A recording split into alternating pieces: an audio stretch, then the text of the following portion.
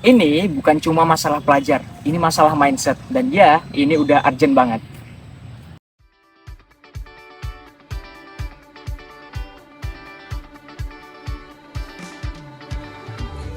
Sadar gak sih kalau buku-buku ini dia bukan karena mereka nggak punya suara, tapi karena kita yang belum berhenti dengerin.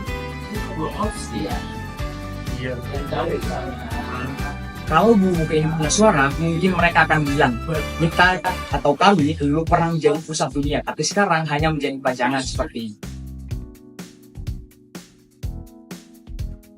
Kita, pelajar zaman ini tumbuh di antara dua cahaya, cahaya ilmu dan cahaya layar. Kita genggam dunia dalam satu genggaman, tapi kadang lupa menggenggam makna.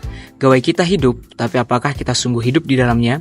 Kita sibuk membalas pesan, tapi lupa menjawab panggilan pengetahuan.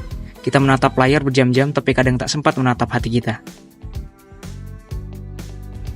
Halo teman-teman semua, ini adalah perbandingan daripada handphone dan juga buku. Lo lihat story, itu 2 detik.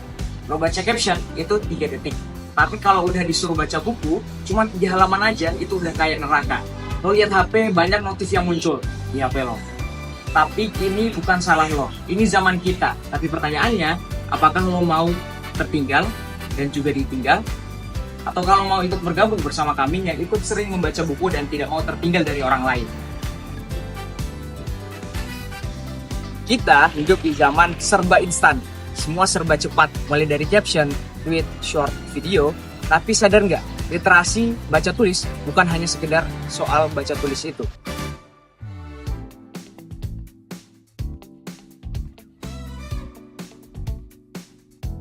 Apa ada yang salah dari literasi kita?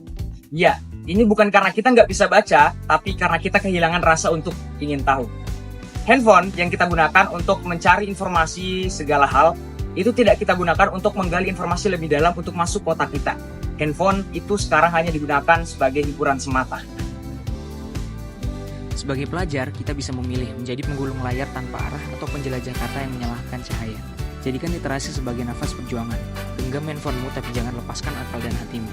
Karena di antara notifikasi dan cerita pendek, ada masa depan yang menunggu disentuh.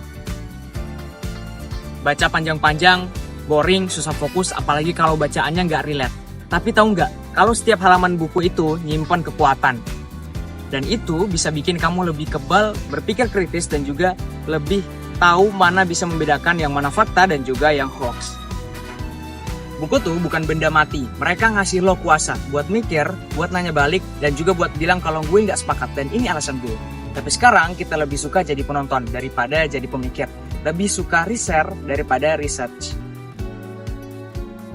Literasi bukan soal berapa banyak yang kita baca, tapi seberapa dalam kita memahami. Dan di era ini, tugas kita bukan hanya belajar, tapi memilih cara belajar. Handphone bisa jadi jendela, tapi juga bisa jadi jeruji. Semua tergantung siapa yang memegangnya.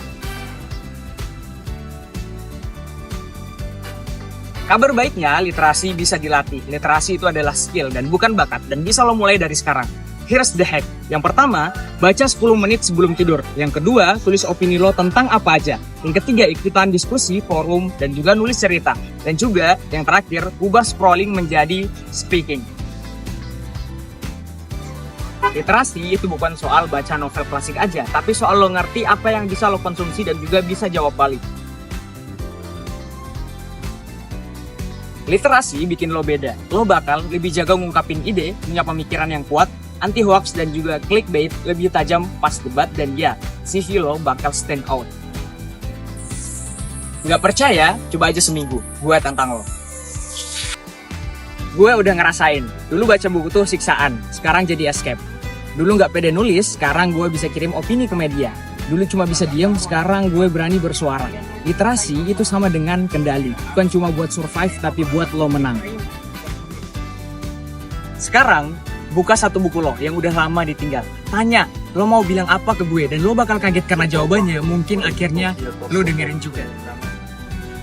Mungkin kita terlalu sering mencari jawaban di layar yang menyala, sampai lupa ada suara yang lama menunggu di halaman-halaman yang diam. Buku tak pernah memaksa kita untuk membuka mereka. Mereka sabar menunggu hari di mana kita butuh. Dipeluk oleh kata-kata, mereka tak cemburu oleh gawai. Tapi mereka sedih saat kita berhenti bertanya, berhenti memahami, dan berhenti percaya bahwa berpikir itu penting. Kalau buku bisa bicara, mereka mungkin tak akan marah, tapi mereka akan bilang, kami rindu jadi teman tumbuhmu.